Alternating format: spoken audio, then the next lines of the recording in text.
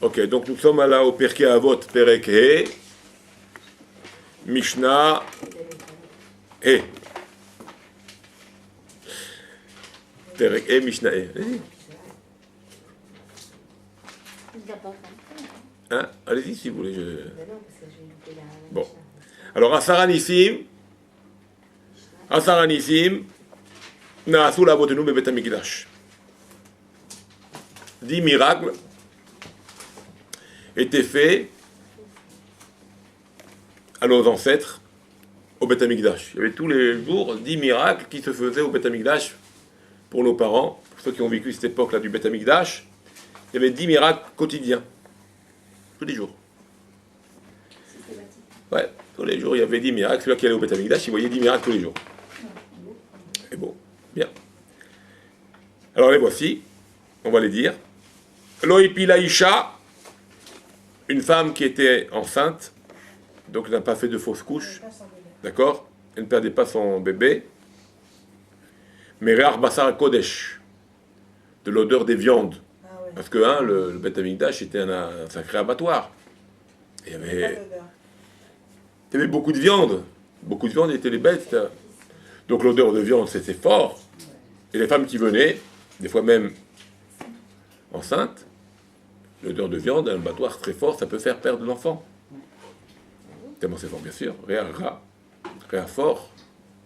D'accord? Ouais. Alors, donc elle ne perdait pas, aucune femme n'a perdu son enfant par la réar, par l'odeur des viandes, des corbanotes. Bassar à Kodesh.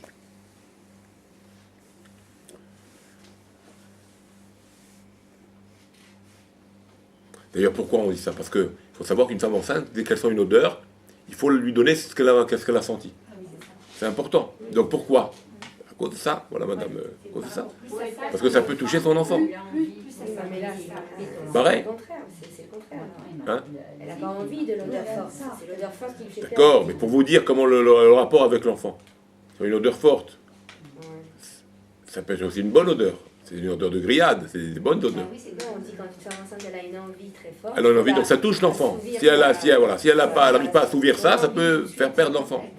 D'accord. La même chose. Je ne savais pas que des odeurs fortes pouvaient... Ça peut gêner, bien sûr, parce qu'elle n'aime pas ça. Ça peut la gêner. Même quand c'est même à un tel point que même si l'odeur elle vient de quelque chose qui n'est pas cachère. À un tel point. Bien sûr, jusqu'à qu'elle se calme. Si elle voit un fruit et qu'elle ne mange pas, il est marqué sur l'enfant. Ça, c'est l'envie. Ah oui, C'est pas effectivement. C'est l'envie. D'accord. C'est pour ça. Même une chaussure. Non, je pense que c'est pas l'envie surtout. L'envie d'une bonne grillade, là. D'accord, donc là c'était une bonne odeur, c'est l'odeur des grillades. Bonne odeur forte. Bonne odeur. D'accord, donc la femme, elle pouvait pas manger ça, c'était du Kodesh. Il y avait des choses qu'elle ne pouvait pas manger. D'accord.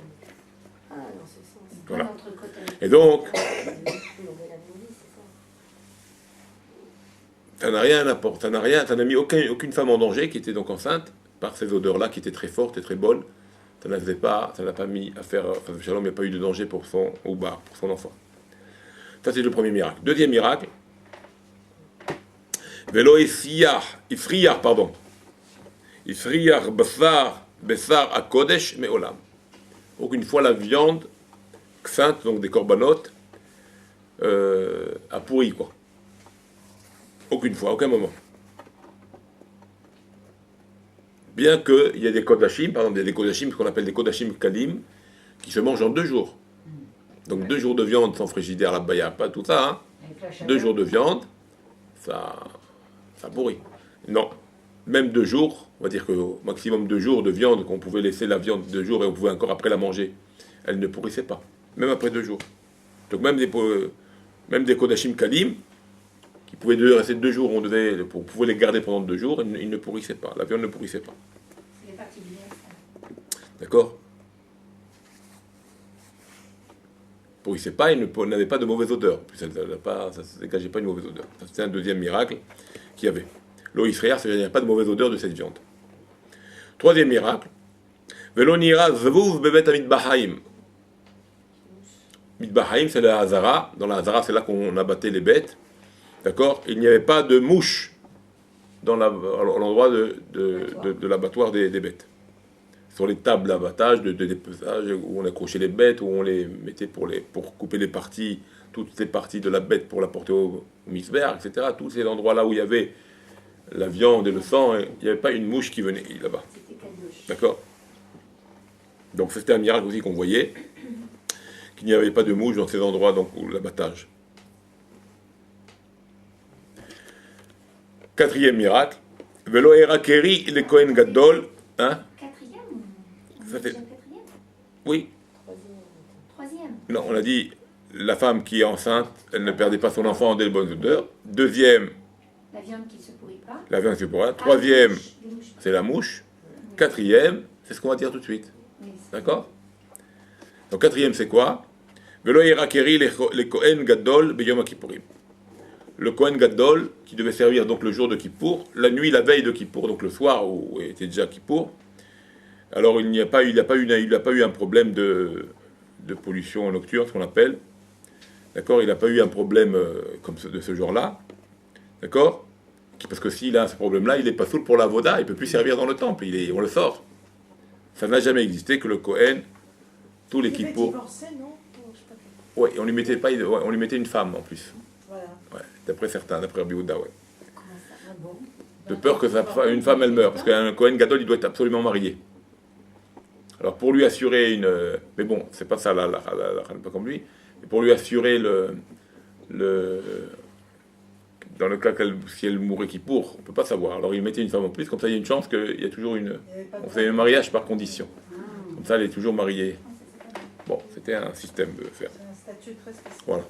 Donc on faisait que le Kohen, qui n'est jamais arrivé à un Kohen qui a eu un problème comme ça, le soir de Kippour. D'ailleurs, on empêchait qu'il dorme, donc il restait réveillé, on le faisait étudier, et on le surveillait, et il dormait assis, même s'il se reposait, il était assis. C'était tout un... D'accord? Rituel. Ah oui, voilà. Pour pas qu'il arrive ça. Donc ça, c'était le quatrième miracle donc, pour le Kohen. Le cinquième miracle, Velo Kibbou Geshamim Esh Shel Atzeh Amaracha. Donc il y avait sur le misber, il y avait donc ce qu'on appelle le bûcher, il y a plusieurs bûchers, mais le bûcher principal, d'accord? Le cinquième, il y avait le misber, là où on faisait les sacrifices, l'autel de sacrifice. Il y avait donc l'endroit où ce qu'on appelle, où on mettait les bêtes, d'accord? Alors là, là où on mettait les bêtes, il était alimenté par un feu d'en bas avec un feu d'en haut, et jamais, même s'il pleuvait, c'était toujours, ça s'éteignait jamais. D'accord? Donc le feu de la maracha, le feu du bûcher n'était jamais éteint, même par les pluies, même quand il pleuvait. Il y avait toujours du feu. Même s'il pleuvait, torrent, ça n'éteignait pas. D'accord? Vav, sixième miracle du Beth Amikdash. Velo nasra aruah. Et Amoud et Hachan, la même chose, donc la fumée donc, du Mitzbeach, même quand il y avait des jours de vent très fort même, alors la nuée, la fumée qui montait vers le ciel, elle ne bougeait pas, elle était comme une colonne fixe, comme une colonne, voilà. D'accord? Ça montait comme un palmier, comme droit. Il n'y avait pas de mouvement avec le vent, ça ne faisait pas comme ça avec le vent. Vous voyez? Ça montait droit, même s'il y avait du vent. C'est aussi un miracle qu'on voyait. D'accord?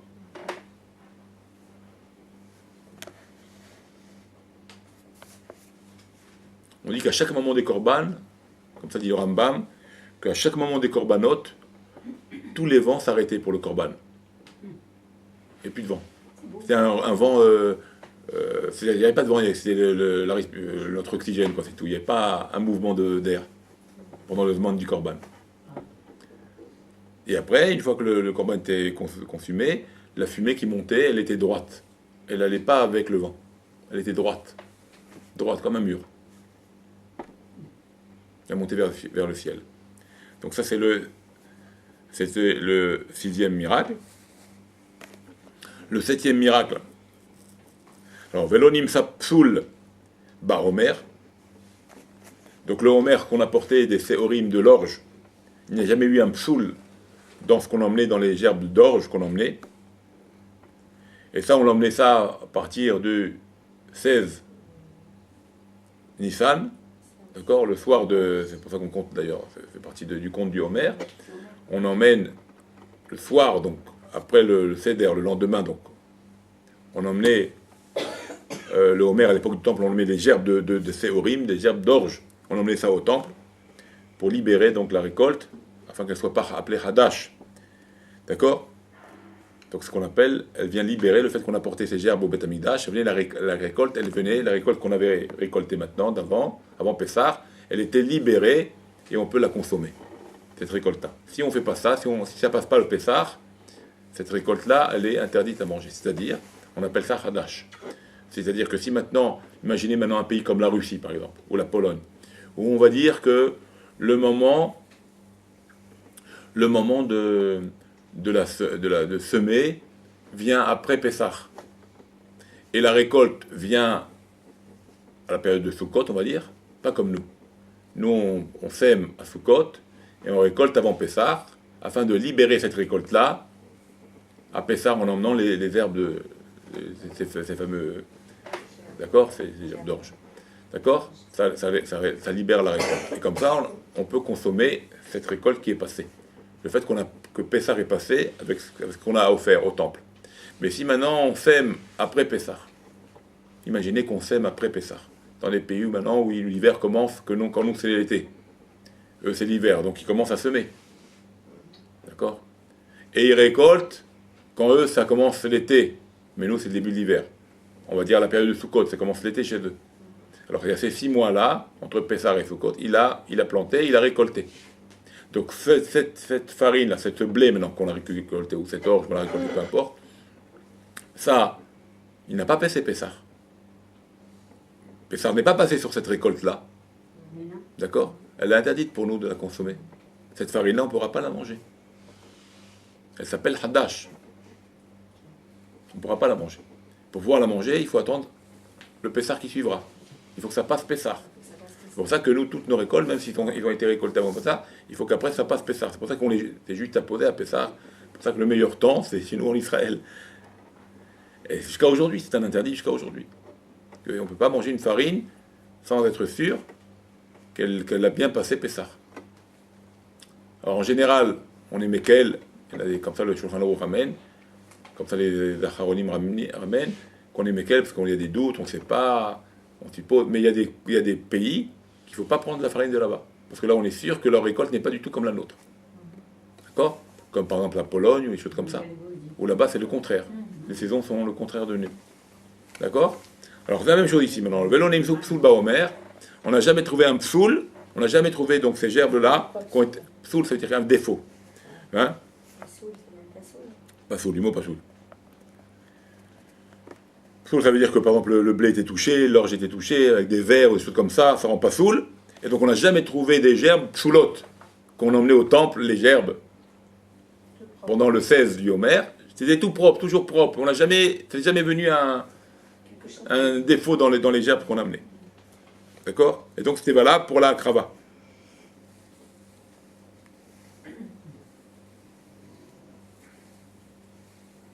Parce que s'il y avait un psoul, on ne peut pas récupérer. On ne peut pas ramener un bon, je t'emmène d'autres gerbes. Trop tard. Tu n'as pas fait la mitzvah.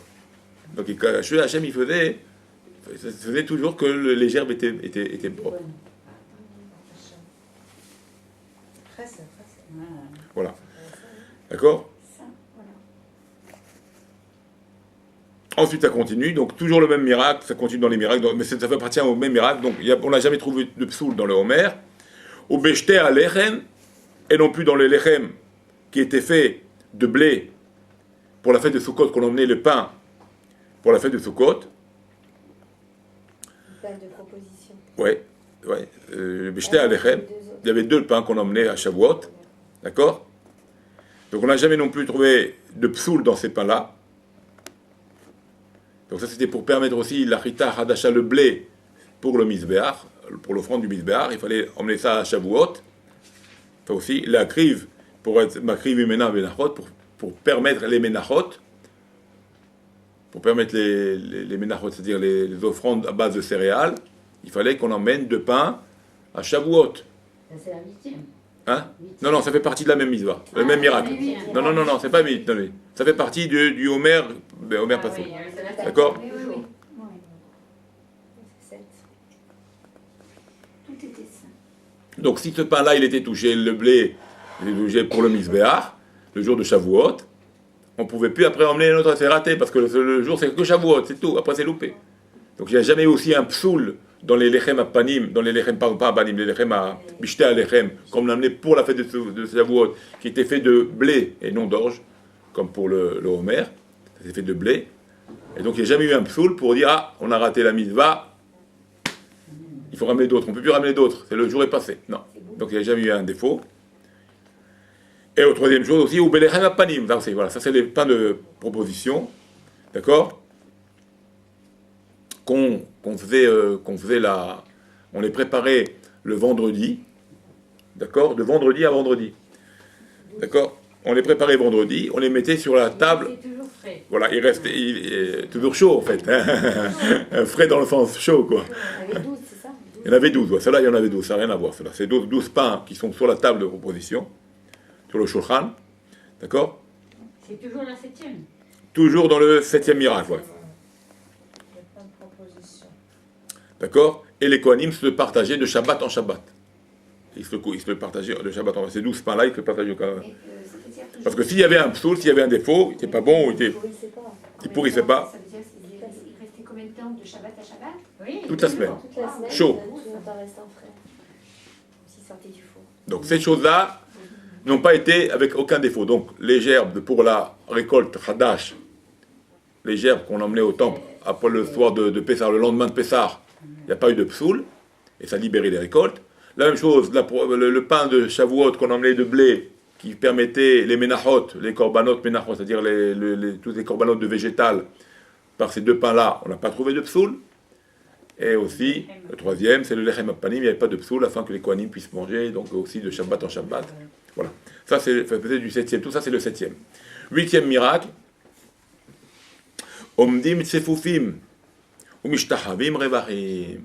8e miracle. Omdim tsefufim, c'est-à-dire. Omdim tsefufim. Prenez, il y a des feuilles blanches à regarder là. Prenez-les. Ah, d'accord. D'accord. Alors, Omdim tsefufim. D'accord. Donc, venez, Madame Cohen. Venez, asseyez-vous. C'est pas grave. Non, ça y est. Non, il y en avait sur la table là. D'accord. Alors, Omdim Sefufim, c'est quoi Omdim Sefufim? On se tient debout, on est tous serrés, on est tous comme des sardines. Tac, tac, tac, tac, tous, on ne bouge plus. Le 8e miracle, je répète, au Beth Amikdash, quand on était dans le Beth Amikdash, d'accord, on était au Beth Amikdash au moment des fêtes, Kamouvan.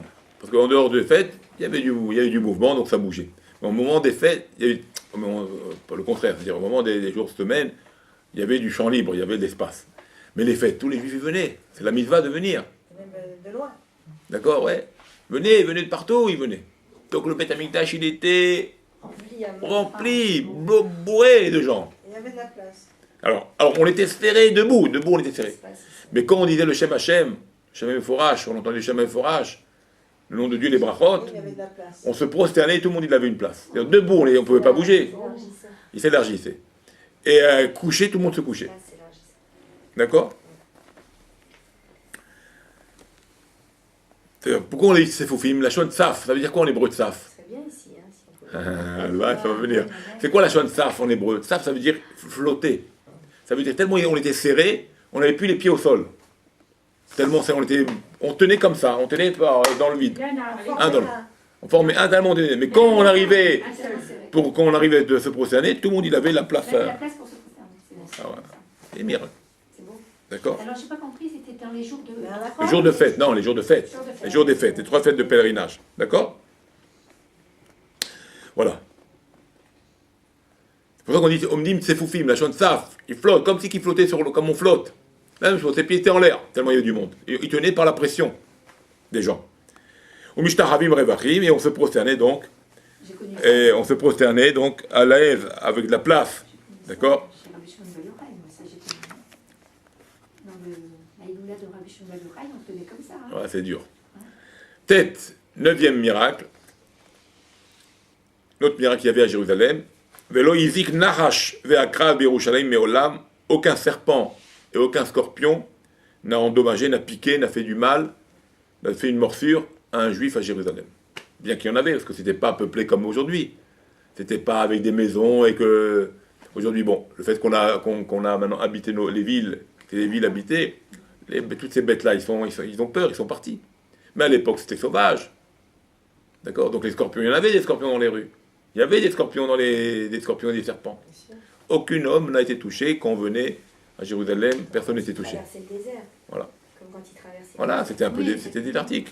Donc personne n'était touché. Quand on avait l'intention pour être à Jérusalem, vu qu'on était à Jérusalem pour aller au temple, personne ne se faisait toucher, pas aucune bête. Tous les patriarches et tout, et Moshe Rabbeinu et tous, ils ont traversé le désert, enfin, ils étaient dans le désert. C'est Bien sûr, ils étaient protégés par les Ananim, les Kavod. protégés. Pareil, Jérusalem, on était protégés. Et 10e miracle qu'il y avait à Jérusalem, au temple, Velo Amar Adam, la Chavero, aucun homme n'a dit à son ami, Tsar li amakom, Shalin Berushalayim. L'endroit est très serré pour moi, je ne suis pas bien à l'aise, moi, à Jérusalem, je vais dormir ailleurs, dans une autre ville. Jamais. Aucun homme ne se plaignait de Jérusalem, ils étaient tous contents d'être à Jérusalem. Personne disait, ça fait partie du miracle. Pas les trois. Voilà, je suis trop à l'étroit ici, je vais dormir à Natania. Quand on est à Jérusalem, on a envie de rester. On ne se plaint pas. C'est une ville où on ne se plaint pas.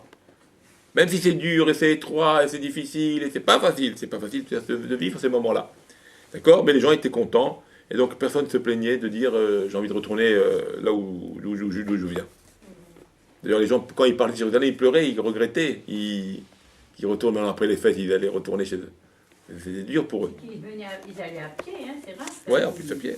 C'est pas facile. Ok. D'accord, voilà donc les 10 miracles qui se produisaient, donc, on pouvait voir au Beth Amikdash. D'accord, on va s'arrêter là pour aujourd'hui. Donc c'est la Mishnah, on a fait la Mishnah et Baruch Hashem. On était transportés dans des Voilà. sphères supérieures. Voilà, grâce à Dieu. On continuera la semaine prochaine, Bezat Hashem, la Mishnah Vav. On continuera.